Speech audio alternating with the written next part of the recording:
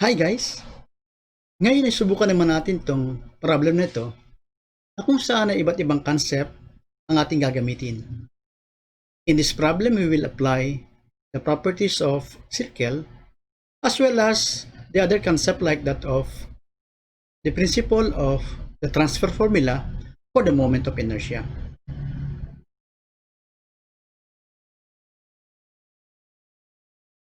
Guys, ito yung problem. A drainage canal of a city is circular in cross-section. During heavy rains, it is observed that the water surface AB has a width of 10 feet. At a point 4 feet from B, the vertical clearance between the water surface and the channel is 3 feet. Find the following. Letter A, cross-sectional area of the channel, and letter B, the moments of inertia of the channel cross-section with respect to the liquid surface AB. Guys, before we solve the problem, gusto ko munang mag-post kayo, baka naman you can solve the problem even without any more viewing this problem.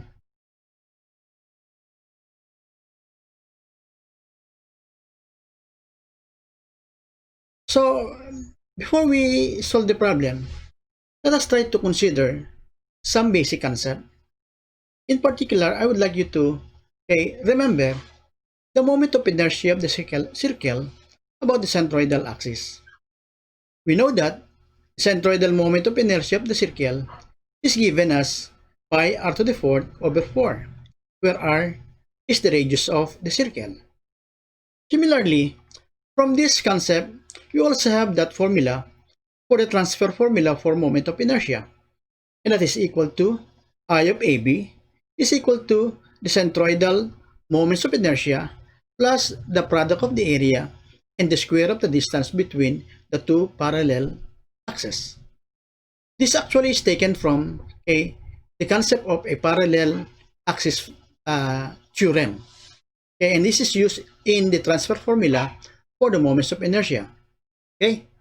Aside from this, we shall also be learning about the properties of the circle, that area of the circle is equal to pi r squared, and that the centroid of a circle lies along the perpendicular bisector of a chord. Guys, I have something to make or give emphasis on this particular property of the circle, because it is very important that we shall be able to locate the circle first. And according to this concept, the centroid of the circle lies along the perpendicular bisector of a chord. Now, if we're going to look at our figure, there is actually a chord that represents the water surface AB. Since A and B are AB is a chord, therefore, the perpendicular bisector of that chord will locate the position of the centroid. As such, we would expect that somewhere here will be the location of the centroid. But that is not enough because we don't know where along this line shall be the location of the centroid. As such, we need to establish another chord. And if we are going to extend this dimension until it touches this side of the triangle of the circle, then we shall have another chord. And from this chord, we can locate the location of the centroid, because the centroidal, the perpendicular bisector of this chord will establish the location of the centroid. Hence, this chord will also locate the position of the centroid. As such, the intersection of the two lines becomes the centroid of the circle. Now, after establishing the centroid of the circle, maybe we are concerned about how far is this AB from that of the center, and let us call that distance be defined as D, and therefore that D will also be equal to this D. And how about this distance? This distance will be equal to the difference between a half of the chord minus this distance 4, and that gives us a 5 minus 4, and this value shall be equal to 1. So from this triangle, we will be considering this red shaded triangle as I have drawn. We can define this side as the radius of the triangle. Hence, taking this triangle and defining their respective sides such as, okay, one side is equal to 1, this side is the sum of 3 and d, while this side, the hypotenuse of the triangle, is equal to r. So from here, we can apply the Pythagorean theorem such that r squared is equal to 1 squared plus the quantity 3 plus d squared. And let this equation be our equation 1. Similarly, let us try to look at again at our channel, and we shall be able to imagine, to look or to identify here another triangle represented here by this green shaded triangle. In that green shaded triangle, we will take the triangle. Okay, the sides of the triangle shall be the following. The hypotenuse shall be equal to r, this side shall be equal to d, and the other side shall be equal to 5, which is actually half of the chord AB. Similarly, from this triangle, we can apply the Pythagorean theorem. As such, r squared is equal to d squared plus 5 squared, and let this be called as equation 2. Now, if equation 1 and equation 2 shall be equated, then this 1 plus the quantity 3 plus d squared shall be equal to d squared plus 5 squared. If this term shall be expanded, therefore this equation becomes 1 plus 9 plus 6d plus d squared is equal to d squared plus 25, where d squared will cancel each other. And then simplifying for d will be equal to 15 over 6 or 5 over 2. After solving for d, we can compute for r by substituting it in equation 2. Okay, if r will be substituted here, therefore, what if d will be substituted here, what will be our r?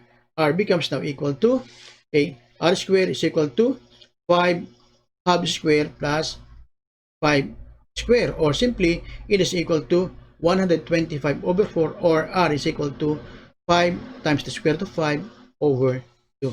That gives us now the radius of the channel or the circular channel. After computing for r, we can now compute for the area of the triangle or area of the circle, which is equal to pi r squared, and hence substituting the value, because r squared is already equal to 125 over 4, we simply substitute that value here, and that gives us pi times 125 over 4 feet squared.